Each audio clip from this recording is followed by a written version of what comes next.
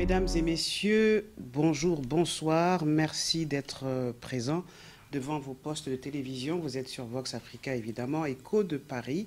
Alors aujourd'hui, nous allons parler politique, ambition politique au plus haut sommet. Nous recevons un homme, il est gabonais, homme politique, leader religieux, président d'un parti politique qui s'appelle Gabon Nouveau. Il s'appelle Mike Djoktan. Docteur Mike Djoktan, bonjour. Bonjour.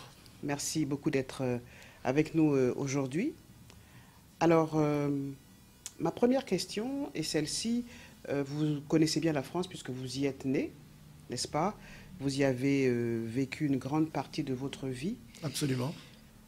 Alors, est-ce que vous pourriez raconter aux Gabonais qui sont ici, mais également à la diaspora africaine de France, d'Europe, dans le monde, les circonstances qui vous ramènent au Gabon, votre engagement spirituel en tant que président des ministères Christ révélé aux nations, votre engagement politique auprès de Feu Omar Bongo Ondimba, au sein de l'opposition, avec un autre homme politique bien connu, disparu aujourd'hui, Feu Obam Guema. Donc vous avez été à la fois du côté du pouvoir et de l'opposition. Et aujourd'hui, vous êtes donc, comme je l'ai dit au départ, candidat à l'élection présidentielle de 2023 au Gabon. Alors expliquez-nous votre parcours. Très bien. Mais déjà, je suis né effectivement à Paris. À l'époque, mon père et ma mère étaient étudiants. Donc, quelques mois après que je sois né, mes parents sont rentrés au Gabon. Mon père travaillait dans le pétrole, ma mère dans le bois. Et donc, j'ai fait mon école maternelle, primaire, le début du secondaire dans la ville de Port-Gentil. Et je suis revenu... En fait, vous êtes né ici, vous êtes reparti au Gabon. Absolument. Et vous êtes revenu. Et je suis revenu quand j'avais à peu près 15 ans. Bon, mais entre-temps, parce que j'étais de santé fragile, je revenais tous les ans en France, depuis à peu près l'âge de 7 ans. Donc effectivement, je connais bien la France. Quand je suis revenu, j'étais dans une école privée quelque part du côté de Melun. Et c'est là que j'ai eu mon bac. Et ensuite, j'ai commencé quelques études d'économie à l'université de Paris 2, à Assas. Je suis parti aux États-Unis parce que je ressentais un appel fort, un appel puissant dans mon cœur à me mettre au service de Dieu par les hommes. Parce que vous savez que c'est impossible de servir Dieu sans servir les hommes. Et donc je suis rentré au Gabon, j'ai exercé en tant que pasteur, d'abord dans la ville de Port-Gentil. L'organisation ecclésiastique que je dirige s'est étendue sur l'ensemble du territoire gabonais et aussi à l'extérieur. J'ai voyagé de façon intensive un peu partout dans le monde en tant que conférencier biblique. En 2003, je suis consacré premier évêque. Alors justement, des milieux non catholiques, donc des milieux protestants au Gabon. À cette époque, j'étais le plus jeune évêque de toute l'Afrique. J'avais à peu près 30 ans. Alors oui, mais qu'est-ce que ça fait d'être évêque? Enfin, expliquez-nous ce que ça veut dire que d'être évêque, parce que dans l'entendement de beaucoup de personnes, évêque, c'est comme être être comme le pape, en fait. Oui, disons qu'un évêque, c'est un superviseur. D'ailleurs, le pape est un évêque. Hein. Le pape, c'est l'évêque de Rome. Et c'est le premier parmi les égaux, donc le premier parmi tous les autres évêques. Donc effectivement, en tant qu'évêque, j'étais pasteur ou superviseur de pasteur. Et donc ça, c'était en 2003. En 2005, j'ai été nommé conseiller personnel du président Omar Bongo. Alors, je veux juste apporter une petite précision qui me paraît importante. En tant que conseiller personnel chargé de mission, je travaillais principalement sur des dossiers qui n'avaient rien à voir avec la politique interne du président Bongo au Gabon. C'est pour cela que tout à l'heure, en introduction, vous avez dit que j'ai été à la fois du pouvoir en place et de l'opposition. C'est pas totalement vrai. J'ai servi mon pays, effectivement, dans le cabinet du président Omar Bongo, mais je n'ai jamais été membre du PDG. Et donc le PDG qui est le parti au pouvoir. Après avoir été donc conseiller personnel, quelque temps avant son décès, j'ai été nommé directeur de cabinet du président Omar Bongo. Je ne suis pas resté très longtemps en fonction, mais parce que le président Bongo est décédé. Et à l'occasion de son décès, j'ai été emmené à faire des choix importants, qui sont des choix que j'assume jusqu'à aujourd'hui.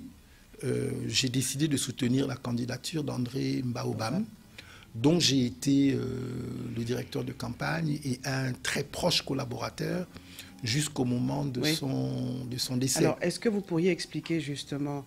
Bon, déjà, vous êtes évêque et on vous amène sur le terrain politique. Quand on vous amène sur le terrain politique, même si c'est le président du Gabon qui vous le demande, ça ne vous a pas posé question? En fait, ce n'est pas juste de dire qu'on m'emmène, parce que même si j'étais très jeune, j'ai pris la décision d'entrer en politique. Et le président Omar Bongo a eu simplement le mérite de... Bon, le mérite a eu simplement... le mérite de découvrir que j'avais des qualités que je pouvais mettre au service des Gabonais. Quelle qualité, puisque vous dites que vous travaillez en fait pour lui, mais pas au sein du PDG. Mais quelle qualité vous aviez? Écoutez, au moment où le président Bongo a fait appel à moi, le Gabon était en difficulté dans ses relations internationales, notamment avec les États-Unis. Le président Bongo fait appel à moi après les événements pénibles du 11 septembre. Le président Bongo avait deux problèmes majeurs. Premièrement, sa longévité. Vous savez, quand on dure au pouvoir, c'est difficile de se présenter comme un démocrate. Oui. Et donc, l'image du président Bongo était écornée par le fait qu'il était... Donc, votre rôle, c'était de redorer son image, en fait. En fait, son image était écornée par le fait qu'il avait été longtemps à la tête de l'État gabonais. Et puis, deuxièmement, c'était un musulman. Et après le 11 septembre, il y avait des craintes par rapport à l'islam politique. Voilà. Et donc, il fallait que le président Bongo puisse donner des signes, donc, en fait, des signes d'ouverture. Bon, le débat n'est pas là, mais le président Omar Bongo Ondimba faisait tant peur aux États-Unis, enfin, parce qu'il est musulman? C'est pas qu'il faisait peur, mais c'est que dans les rapports que lui voulait entretenir et les choses qu'il voulait obtenir, ce déficit d'image le desservait lui, et par ricochet, ça desservait le Gabon. À cette époque, il y avait des postes dans la fonction publique internationale pour lesquels le Gabon postulait, mais ils étaient régulièrement confrontés à un veto, à cause de ces problèmes que j'ai énoncés. Donc quand je suis venu, entre autres, pour indiquer que le Gabon était un pays qui était apaisé sur le plan religieux, et que quand bien même il y avait différentes expressions de foi, elles cohabitaient pacifiquement. Et on peut reprocher beaucoup de choses au président Omar Bongo, mais pendant son règne, son règne qui était long d'ailleurs, et il a respecté le principe de l'égalité des expressions de foi au Gabon.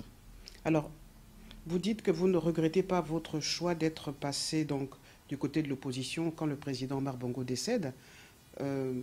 Pourquoi vous passez du côté de l'opposition? En fait, au point d'être directeur de cabinet de André Mbaobam. Enfin, directeur de campagne. De campagne. Oui, déjà ce qu'il faut savoir, c'est que quand le président Bongo décède, les Gabonais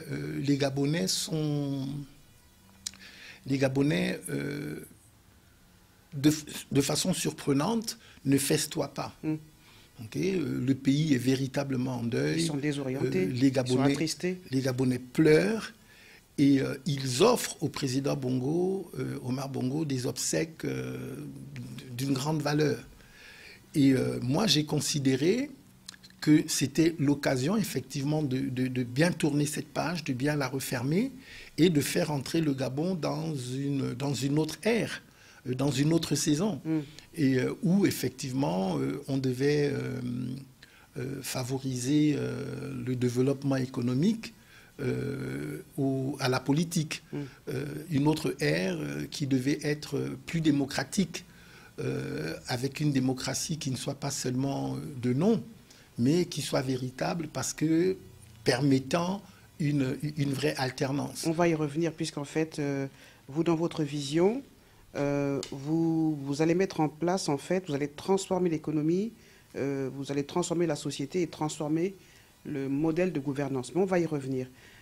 Alors, à l'heure où nous parlons, à l'heure où nous faisons cette émission, il y a un drame parmi tant d'autres qui touche la nation gabonaise, la société gabonaise. Il y a eu un éboulement dans un quartier populaire, le PK8, qui a endeuillé en fait une famille entière, en fait, 7 victimes, donc 7 personnes décédées d'une même famille suite à un éboulement.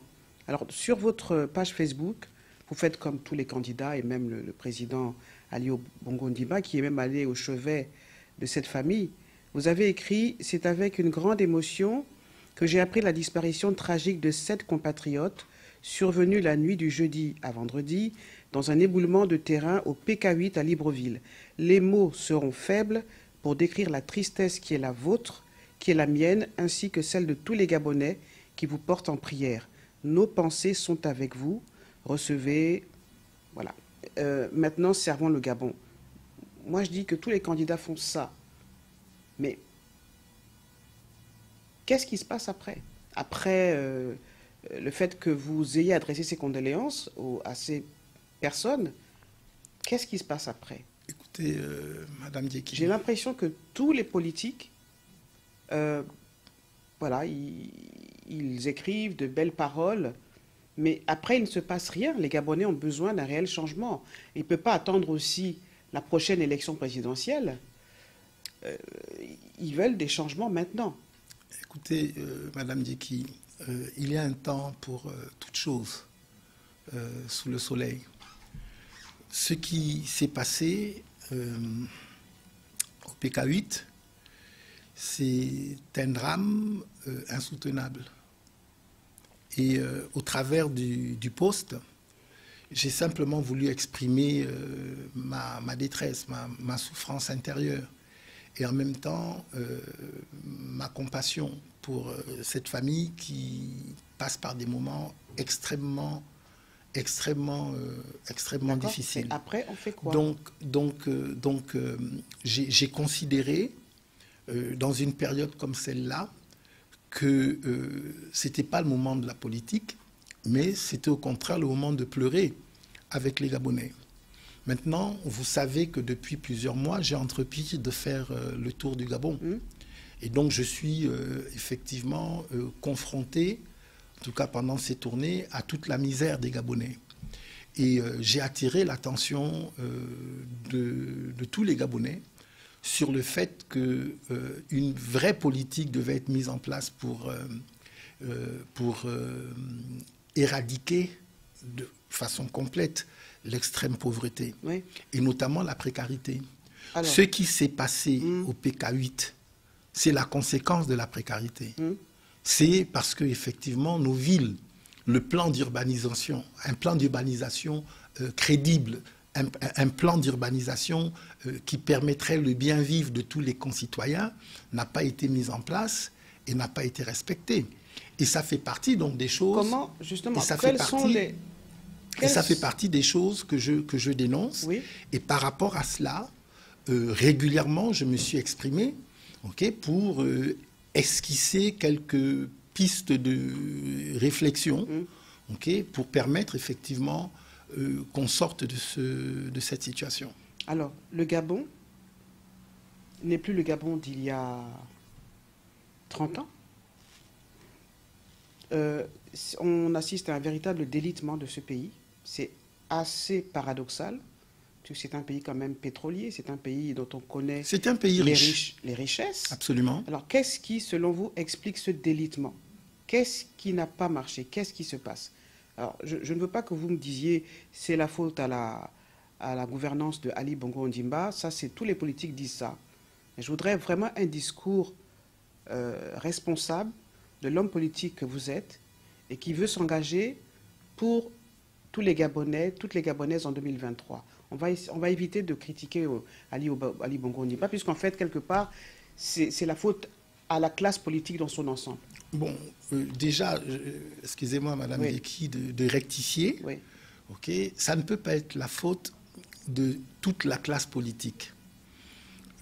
Dans un pays comme le nôtre, il y a ceux qui gouvernent, et puis il y a ceux qui, comme moi, sont en face et s'opposent et veulent présenter aux Gabonais un autre modèle.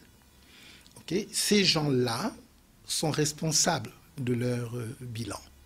Et je ne cesse de le dire, leur bilan est leur boulet.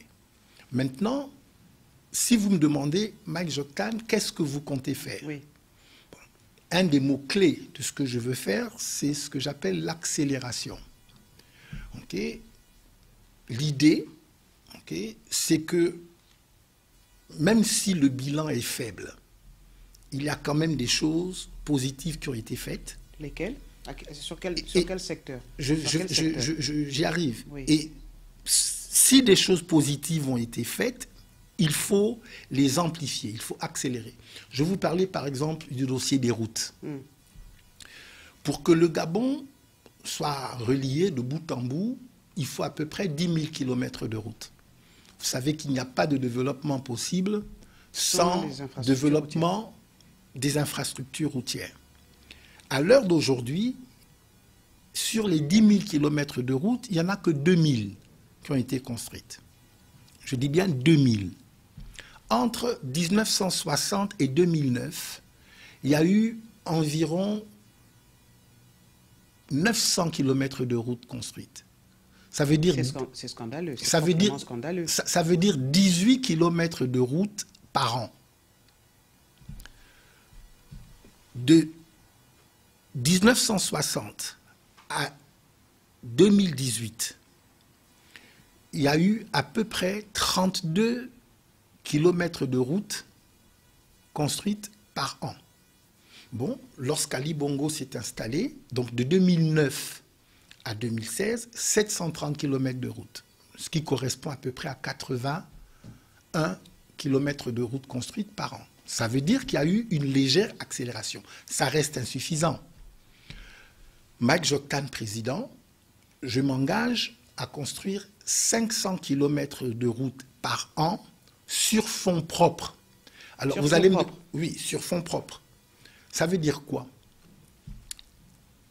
Je veux poser la problématique. Parce que vous allez me demander, mais comment ça se fait qu'on a construit aussi peu de routes, aussi... Dans le temps. Dans un temps aussi grand. Mais c'est simple. Le kilomètre de route au Gabon, il coûte 1 milliard de francs CFA. 1 milliard de francs CFA, ça fait quoi? Ça fait peut-être 750 000 euros. Donc ça veut dire que vous dites... Non, 1 500 000 euros. Donc fonds propres, ça veut dire que vous avez de l'argent. Oui, mais je vais vous expliquer parce que c'est mathématique. Oui. Le kilomètre de route au Gabon aujourd'hui, il coûte 1 milliard de francs CFA. Dans d'autres pays d'Afrique, le kilomètre de route fait 100 millions de francs CFA. Au Kenya, je vais vous le dire, j'ai les chiffres sous les yeux, 491 millions de francs CFA pour 1 kilomètre de route.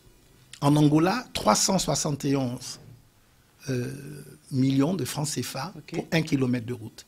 Au Cameroun, qui est donc le pays le plus proche du Gabon, avec un relief à peu près identique, le kilomètre de route est à 205 millions de francs CFA. Oui, mais ces présidents que vous citez, au Cameroun, il y a quand même un réseau de route. Oui, mais parce que... Mais le président Biya n'a pas pris dans sa poche mais c'est parce pour que... construire ces routes-là. Pourquoi vous voulez, vous...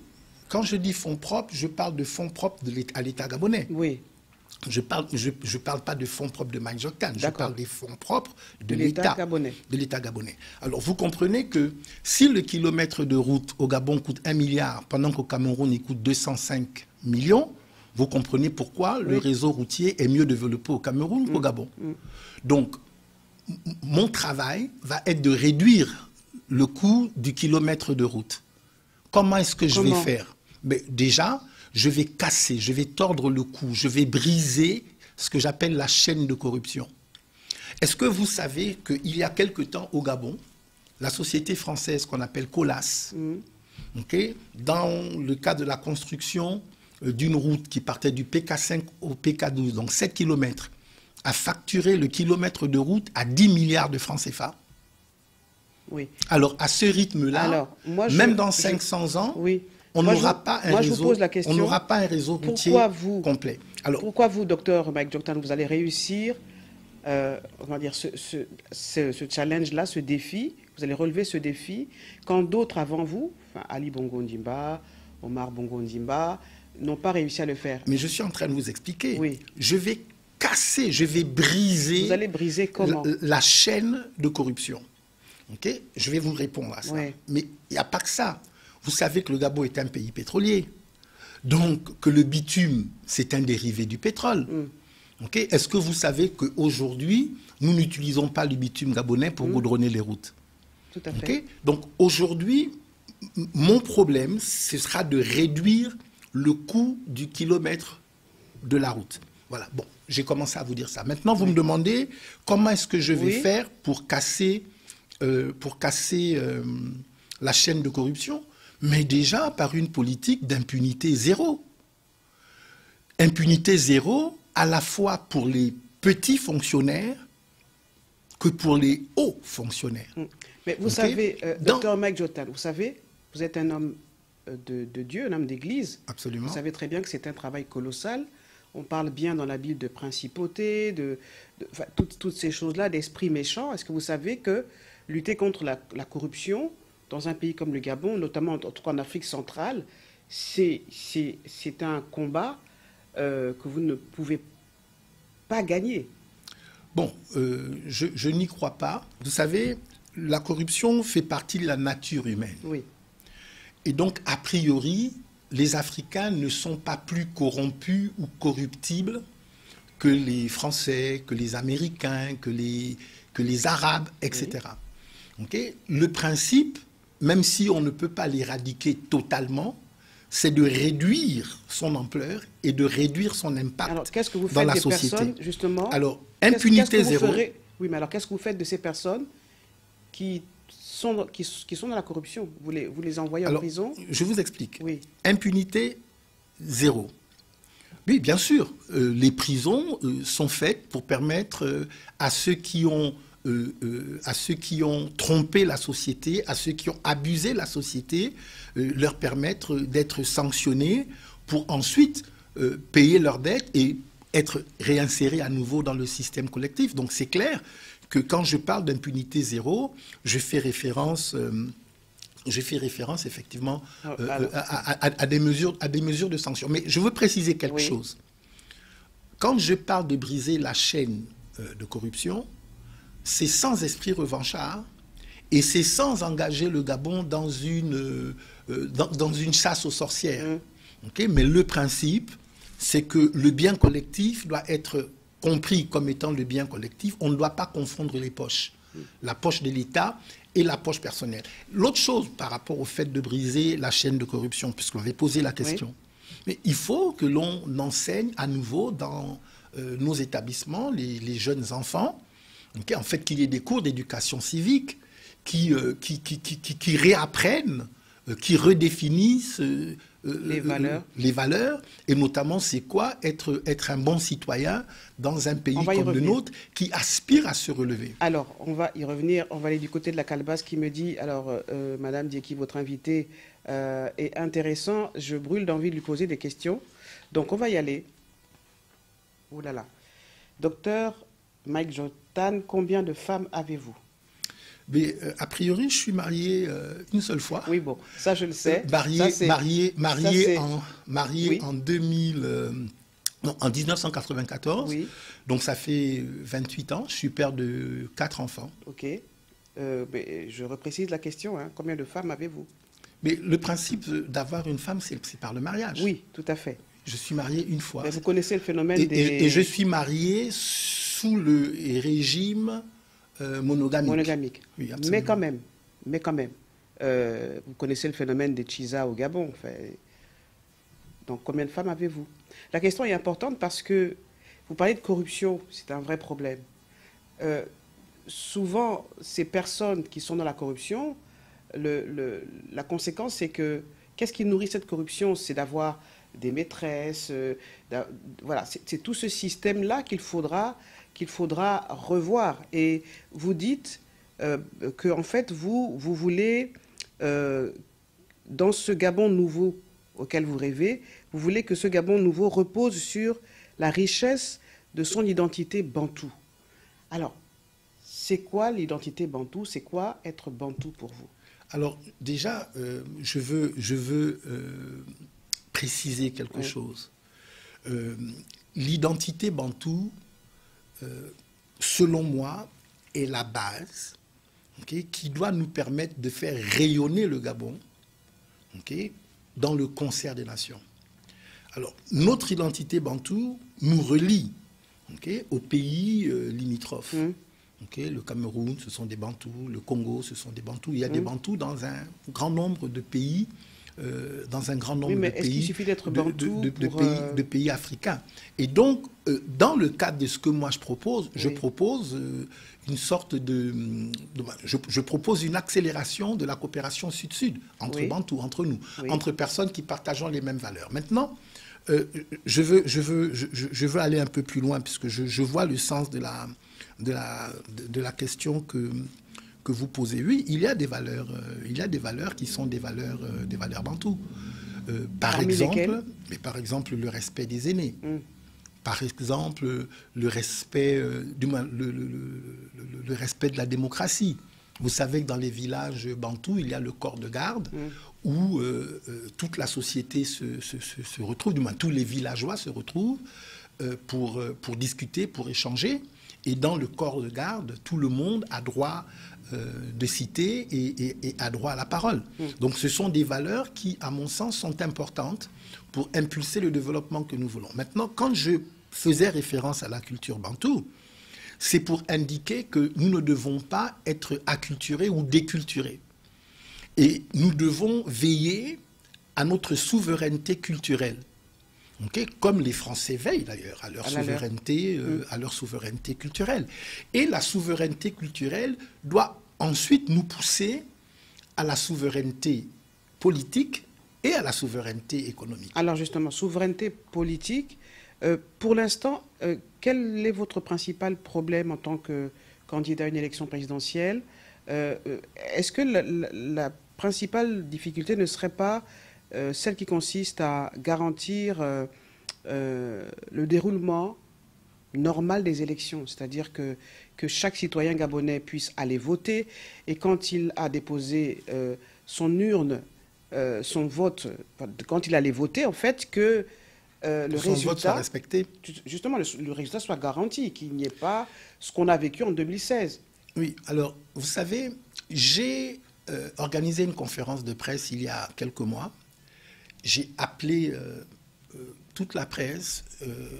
J'ai présenté un document en 14 points pour des élections libres, transparentes et crédibles. J'ai été le premier à le faire d'ailleurs et je pense que le document que j'ai produit est assez complet. Et j'indiquais que ces questions que je traite sont majeures pour garantir que nous ayons des élections paisibles. Oui. Okay, que nous évitions les crises post-électorales comme celles qu'on connaît généralement avec souvent des morts d'hommes. Okay, et on n'a pas besoin qu'il y ait des morts parce qu'on va aux élections. Et donc, j'ai présenté 14 points. Ce serait long de les décliner tous ici, mais déjà, il y a des choses importantes que j'ai dites. Premièrement, c'est que le calendrier électoral, il doit être connu suffisamment tôt. Aujourd'hui, le calendrier électoral au Gabon, c'est un secret que peut-être 2 ou 3 personnes gardent pour elles. J'ai parlé de la question, par exemple, de l'état civil. Vous savez que les Gabonais ont des difficultés aujourd'hui à avoir des cartes nationales d'identité. Or, sans la carte nationale d'identité, on ne peut pas voter, du moins. Il faut soit la carte nationale d'identité, soit le passeport. Est-ce que vous avez mené une enquête pour... puissiez nous éclairer? Le passeport coûte excessivement cher, donc il faut privilégier la carte nationale d'identité. J'ai parlé du fait que les listes électorales doivent être révisées. Il y a beaucoup de jeunes qui avaient 16 ans en 2016, qui maintenant sont en âge de voter. Il faut qu'ils puissent être inscrits. Jusqu'à présent, les révisions de listes n'ont pas été engagées et il n'y a pas un calendrier qui est présenté pour que tout le monde se prépare à aller s'inscrire. Quelles sont les difficultés que vous rencontrez dans votre cheminement en tant que candidat? Est-ce que, parce que j'ai lu que vous cherchez des jokers, donc pour renforcer votre équipe, est-ce que du côté, vous êtes un homme d'église? Est-ce que les chrétiens vous soutiennent? Enfin, bref, quelles sont vos difficultés? Alors, en ce qui concerne les jokers, c'est un jeu de mots, hein, vous avez compris. Joker, joctane. Tout à fait. Le joker, c'est la carte qu'on sort lorsque la partie devient difficile. Donc, effectivement, je cherche des personnes qui pourront porter le message qui est le mien, parce que je pense que ce message doit être infusé dans la population gabonaise. Aujourd'hui, les Gabonais sont tellement désespérés que beaucoup ont envie de baisser les bras. Donc, au travers des jokers, je veux leur dire que ça reste possible et que le Gabon sera ce que nous aurons décidé d'en faire. Maintenant, j'ai oublié la deuxième question. Est-ce que vous êtes soutenu? Est-ce que je suis soutenu par l'Église?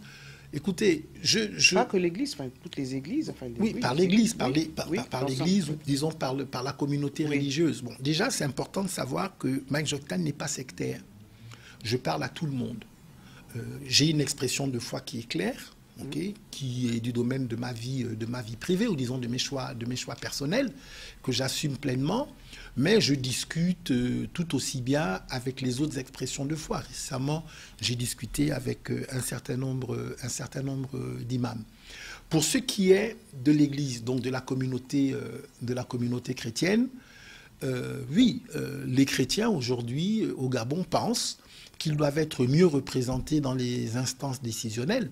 Et cela à cause des événements dramatiques que nous avons vécus pendant la période du Covid, où un ministre de la République s'est autorisé à dire que prier était une activité, n'était pas une activité essentielle, où les églises, où les expressions de foi ont été traitées de la même façon qu'on traite des débits de boissons, etc. Donc oui, et puis bon, il y a eu cette fameuse loi sur la dépénalisation de l'homosexualité. Ce qui est décrié, c'est pas la loi en elle-même, mais c'est l'immoralité dans le processus d'adoption de cette loi. En 2 semaines, le gouvernement annonce, 2 semaines après, c'est voté par le Sénat, par l'Assemblée nationale, c'est ratifié par le président de la République, sans que est au Commonwealth. Sans que la question n'ait été posée aux Gabonais, c'est-à-dire qu'il n'y a pas eu de débat. Or, pour des décisions aussi importantes... C'était pour entrer dans le Commonwealth. Bien d'accord. Je vais y arriver. Okay. Or, pour des questions aussi importantes, il faut consulter les Gabonais. Et après, que les Gabonais, de façon unanime, acceptent ou rejettent, c'est un autre débat. Mais la façon de faire était chargée d'immoralité. Et voilà. Maintenant, effectivement, on semble dire qu'il y a un lien entre ces événements du Covid et l'entrée au Commonwealth. J'en sais rien, en réalité, parce que même pour cette question du Commonwealth, les Gabonais n'ont pas été consultés. Et j'aurais pensé que pour des changements de cap aussi profonds, quand on tourne à 360 degrés, parce que, bon, on parle de l'entrée au Commonwealth, on entend des bruits selon lesquels on voudrait introduire l'anglais comme deuxième langue officielle ou comme une langue qui viendrait supplanter le français. Bon, moi, je suis francophile. Okay, je suis francophone, je suis francophile. J'aime l'appartenance à la grande famille de la francophonie. Vous n'êtes pas sans ignorer le sentiment anti-français qui se passe actuellement. Hein. On le voit, on le sent depuis des années. Il se manifeste à travers ces manifestations, en tout cas en Afrique de l'Ouest. Si vous êtes président du Gabon, quels seront vos rapports avec la France? Est-ce qu'il faudra revoir ces fameux accords? Déjà, comme je dis, je vous ai expliqué que je ne suis pas un révolutionnaire. Je ne cherche pas à tout casser. Le Gabon est indépendant depuis 1960. Je trouve que les progrès qui ont été réalisés ne sont pas suffisants, mais qu'on ne part pas de zéro. C'est pour ça qu'un mot-clé dans ce que je veux faire, c'est accélération. Ça veut dire on consolide les acquis et puis on améliore. Donc, dans le cadre de l'amélioration, effectivement, je crois qu'il va falloir que nous ayons une discussion les yeux dans les yeux avec le partenaire historique que nous avons au Gabon, qui est la France, pour s'assurer que dans les rapports que nous avons, que nous soyons effectivement dans un rapport gagnant-gagnant, win-win, et que en préservant d'abord les intérêts des Gabonais, que nous puissions contribuer effectivement au bien-être planétaire. Alors, votre vision, c'est le redressement économique et social du Gabon. Donnez-moi 3 mesures clés, 3 mesures importantes que vous allez mettre en place si vous êtes le vainqueur de cette élection présidentielle. Quelles sont les 3 actions efficaces, durables, marquantes qui vont changer la face du Gabon et qui vont ramener de l'espérance chez les Gabonaises et les Gabonais, une espérance qu'ils ont perdue, et on le constate. Oui, alors ce ne sont pas toutes des mesures économiques. Il y a des mesures symboliques que nous devons prendre absolument. Mike Joktan élu président de la République. Je voudrais quand même qu'on parle des mesures économiques. Non, mais je vais y arriver. Oui. Hein, je vais y arriver, mais vous savez, les gens font ce qu'ils font en fonction de ce qu'ils pensent. Et donc, c'est nécessaire, okay, de poser des actes qui montrent le cap, okay, qui définissent qui nous sommes et où est-ce que nous voulons aller. Et moi, j'entends, président de la République, la première mesure que je prendrai, ce sera de libérer les prisonniers politiques. Parce que je pense qu'il faut établir, okay, que le Gabon est une démocratie véritable, qui respecte toutes les libertés individuelles et les libertés collectives. Après, effectivement, la deuxième mesure que je prendrai... Libérer les prisonniers politiques, M. Zibi est sorti de prison. Mais M. Zibi n'est pas le seul prisonnier, politique. Oui. C'est oui, un des prisonniers. Vous en parlez comme s'il y en avait des masses. Enfin, c'est un des prisonniers politiques les plus connus, les plus notoires. Mais il y a d'autres prisonniers politiques. Il y en a, et même s'il n'y en avait qu'un seul, c'est toujours un de trop. Et puis le principe aussi, c'est qu'on ne devrait pas mettre les gens en prison pour leurs opinions, okay, pour leurs opinions politiques. Et il faut que ce message soit clairement donné. Après, la deuxième mesure que je prendrai, Madame Dieki, qui est une mesure purement économique. Vous savez, l'agriculture, c'est 24 milliards de francs CFA. 24 milliards de francs CFA. Expliquez-nous. Oui, le budget. Okay, au secteur agricole, c'est 24 milliards de francs CFA. 40 millions d'euros. Le budget de défense, le ministère de la Défense, 173 milliards de francs CFA. 260 millions d'euros. Le Gabon n'est pas en guerre. Le Gabon est un pays stable. Mike Joktan, président, je vais réduire drastiquement le budget de la défense pour augmenter considérablement le budget de l'agriculture. Parce qu'aujourd'hui, les Gabonais, le Gabon n'est pas capable de nourrir ses enfants.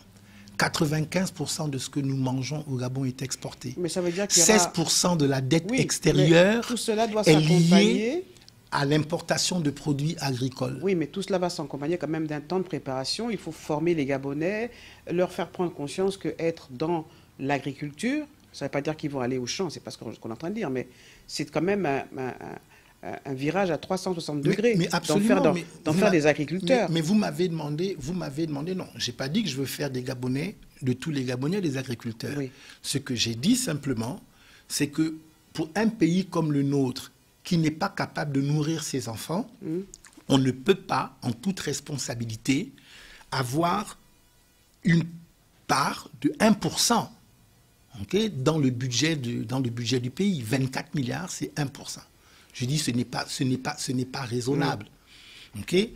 En contrepartie, on ne peut pas se contenter, on ne peut pas avoir 173 milliards alloués à la défense alors qu'on n'est pas en guerre, alors qu'on n'est pas en danger, et que nous avons des accords militaires avec la France et avec les Nations Unies. Okay? Voilà, donc c'est ça que je dis. Maintenant, quand on développe l'agriculture, l'élevage, la pêche, mais déjà, on impulse le développement à l'intérieur du pays, dans les villes reculées. On freine les zones rurales. C'est extrêmement important. Et vous savez que la nature du climat gabonais fait que le sol gabonais est extrêmement fertile, il est propice. La troisième mesure. On doit profiter de cette facilité. Mais écoutez, j'indique, et je l'ai dit tout à l'heure, que je vais aussi augmenter le budget de l'éducation dans notre pays. Parce qu'il n'y a pas de développement possible sans un système éducatif performant et sans des centres de formation professionnelle adéquats. Parce qu'il faut que les Gabonais soient bien formés et qu'on soit en mesure, à tous les points de rendez-vous ou à tous les points de décrochage, d'offrir des opportunités aux Gabonais pour qu'ils se forment, qu'ils acquièrent des métiers qui leur permettent ensuite d'avoir un travail qui soit les Gabonais, correctement rémunéré. On va dire que c'est le droit de base, c'est-à-dire d'avoir accès à l'éducation. Mais quand on observe ce qui se passe actuellement au Gabon, quand on regarde l'université Omar Bongo Ondimba, comme elle fonctionne, l'état de délabrement dans lequel est cette université, on a l'impression que les responsables politiques de ce secteur-là, en fait, ont du mal à faire fonctionner l'institution, l'université, ainsi que les autres centres, l'USTM. Comment ça se fait que, enfin, le budget, il sert à quoi? Comment ça se fait que les étudiants parfois dorment dans la rue? On l'a vu à l'USTM. Enfin, comment expliquer cette mal-gestion, mal-gouvernance de nos institutions? Bon, c'est une question de priorité. Une question de priorité, une question de savoir gérer, de savoir répartir les richesses, de mettre justement à la tête de ces institutions des personnes qui ont les compétences pour...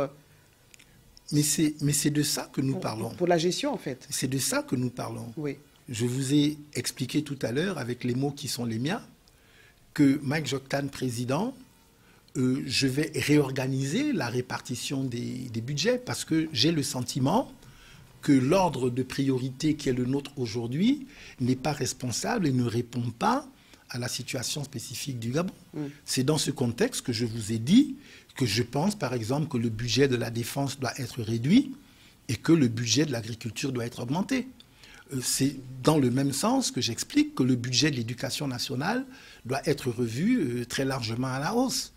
Bon, puisque vous parlez de la qualité, bon, vous avez, dans ce que vous avez dit, fait mention un tout petit peu de la qualité de l'enseignement, mais moi je pense que la fonction enseignante doit être revalorisée et que les salaires des enseignants doivent être augmentés pour que aillent à l'enseignement les personnes les plus brillantes, okay, que les personnes les plus brillantes ne se détournent pas de cette vocation-là pour chercher à travailler essentiellement au ministère des Finances, par exemple, ou au ministère du Pétrole, parce que là-bas, il y aurait plus d'argent pour les fonctionnaires et les hauts fonctionnaires.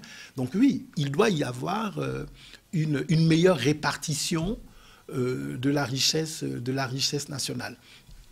Mes priorités, okay, j'en ai 4. Okay. L'agriculture, Là, vous l'avez dit. L'agriculture, la pêche, l'élevage. Et au Gabon, nous avons les moyens de faire cela.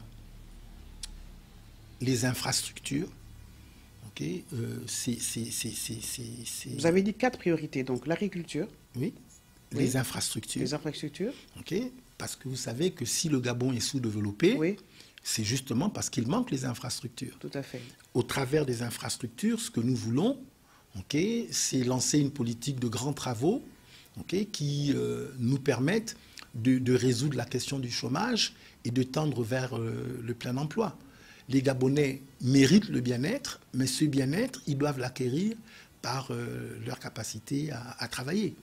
Une autre priorité, dans les infrastructures, il y a aussi les routes. Oui, tout à fait. J'en parle parce que c'est important. Donc, on est à deux. L'agriculture, les infrastructures. Les infrastructures, la santé. La santé et l'éducation. Voilà les 4 secteurs prioritaires de Mike Joktan. Donc ça veut dire que c'est un chantier. En fait, c'est un chantier que vous allez tout relancer en fait. Vous allez vous appuyer sur les petits acquis que nous avons. Parce que même sur le plan de la santé, il y a du travail. Oui, absolument. C'est pour ça que je parle d'accélération. Et ensuite, effectivement, le mot qui suit l'accélération, c'est la transformation. Parce que j'ai des choses innovantes que je veux mettre en place, effectivement, pour faire avancer le pays, pour le redresser, en fait. Et permettre au Gabon, qui est considéré comme un pays riche, puisque vous savez que le produit intérieur brut du Gabon par habitant est le plus élevé aujourd'hui de toute l'Afrique. C'est assez paradoxal. Ça a été dit il y a quelque temps. Oui, effectivement, puisque ça ne se reflète pas dans le panier de la ménagère. Dans le panier de la ménagère et dans la façon dont les Gabonais vivent. Une autre question de la calebasse. Alors, on n'a pas beaucoup parlé des femmes.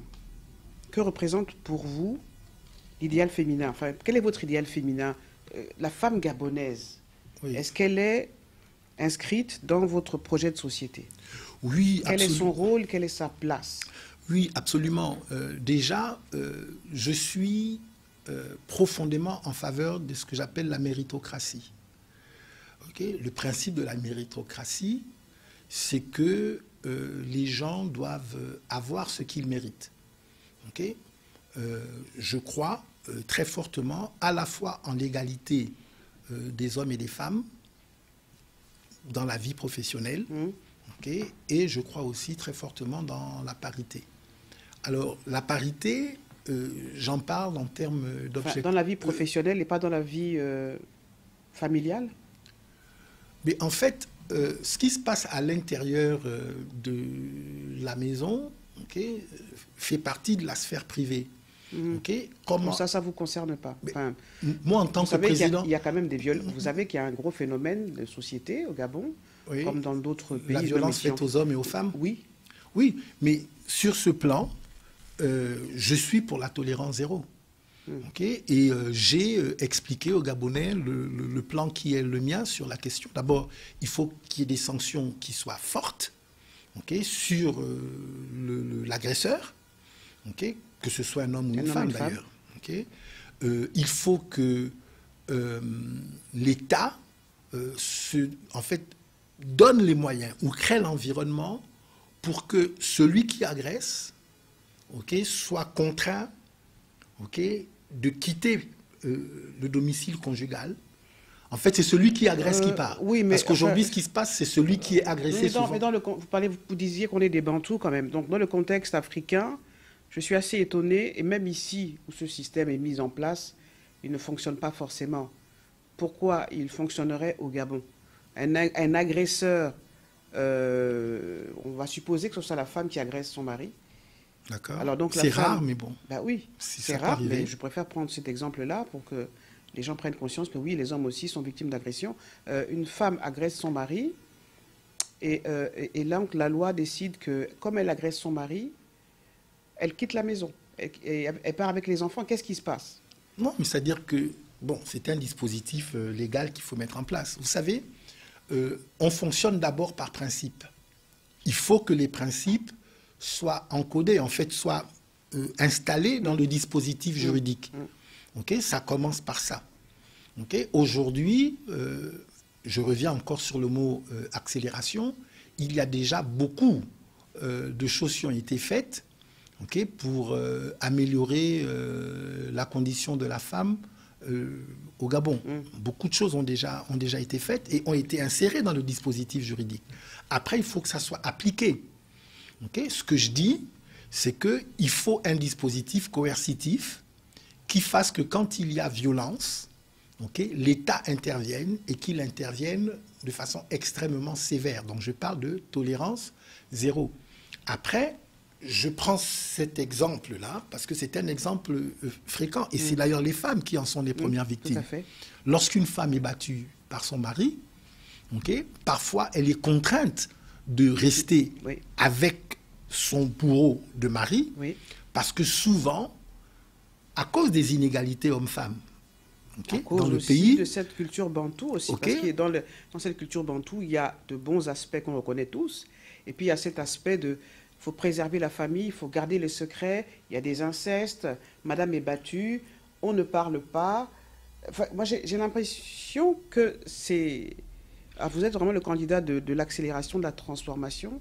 Il va falloir avoir utiliser la main de fer d'un Paul Kagame, par exemple. D'ailleurs, quel type de président feriez-vous? Ok. Bon, mais déjà, ce que je veux que vous sachiez, c'est que je suis à l'écoute des Gabonais et des Gabonaises.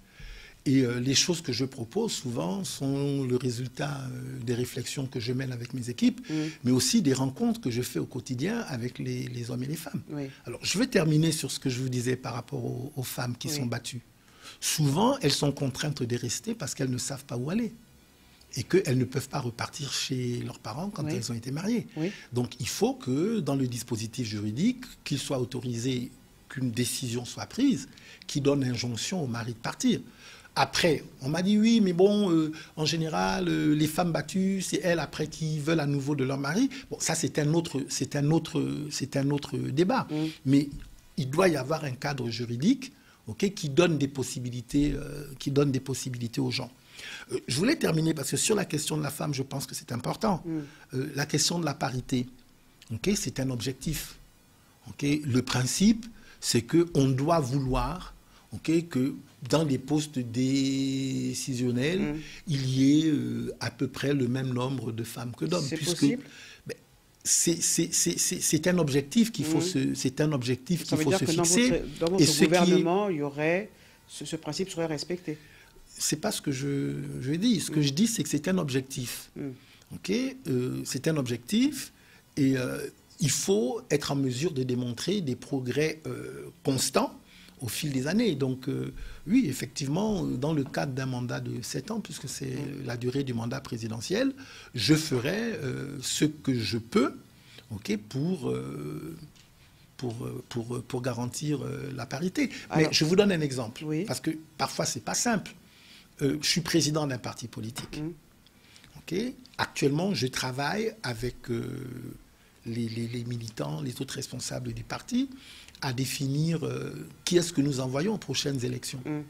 Bon, mais dire qu'il y aura autant d'hommes que de femmes, c'est pas évident. C'est pas évident. Parce que pour être candidat, c'est quand même une décision personnelle à la base. Okay. Et il faut que les hommes et les femmes aient envie d'y aller. Donc, alors, on parle déjà de là. Moi, j'ai une question, et je suis sûr que les Gabonais qui nous regardent se la posent, Gabonais et Gabonaises. Alors, vos priorités, c'est l'agriculture, les infrastructures, la santé, l'éducation. Il manque quelque chose quand même. Le pouvoir d'achat, l'indépendance économique. On parlait de ces femmes qui sont contraintes de rester chez leur bourreau de mari parce que parfois elles sont dépendantes du mari. Je pense que le principal problème des Gabonais et des Gabonaises, c'est trouver un travail. Et trouver un travail pas seulement pour ceux qui sont diplômés, mais aussi ceux qui n'ont pas pu terminer leurs études. Mais ça fait partie... C'est ça la situation. Oui, mais c'est bien que vous me permettiez de clarifier, parce que vous savez, dans le cadre d'un entretien comme le nôtre, qui ne dure pas... Oui, voilà, c'est 52 minutes. On peut pas tout dire. Bon, mais quand, par exemple, je parle des infrastructures, je dis, le Gabon est sous-développé, parce qu'il manque des infrastructures, je veux lancer une politique de grands travaux. Mais quand le Gabon est en chantier, la conséquence, c'est que y a des PME qui se créent, okay, on résout dans une certaine mesure le problème de l'emploi. Si les Gabonais travaillent, okay, c'est qu'ils sont rémunérés. S'ils sont rémunérés, c'est qu'ils ont de quoi participer au panier de la ménagère. Mais donc ça, pour moi, c'est important. Dans le triptyque du Gabon nouveau, il nous reste 2 minutes. La devise, liberté, travail, progrès. La valeur travail. Moi, je considère que la dignité d'un homme est liée à sa capacité à travailler et donc à être autonome. Je veux faire du plein emploi un objectif prioritaire. En fait, je veux utiliser l'expression que Bernard Tapie avait utilisée il y a très longtemps. Je veux rendre le chômage illégal au Gabon. Et ce sera votre mot de fin? Est-ce que vous avez un message à lancer à vos compatriotes? Oui, en fait, ce que j'ai envie de dire, c'est que le Gabon sera finalement ce que nous aurons décidé qu'il soit. Non, ce que les Gabonais. Mais vous d'abord avec votre vision. Oui, ce que nous aurons décidé qu'il soit.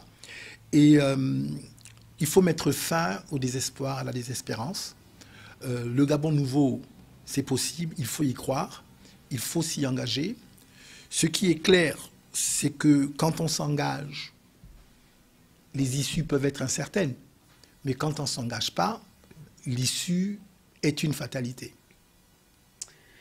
Docteur Mike Djoktan, je vous remercie d'avoir été l'invité de Écho de Paris sur Vox Africa. Je rappelle que vous êtes le président du parti politique Gabon Nouveau et que vous êtes par conséquent candidat à l'élection présidentielle de 2023, août 2023 au Gabon. Je vous remercie.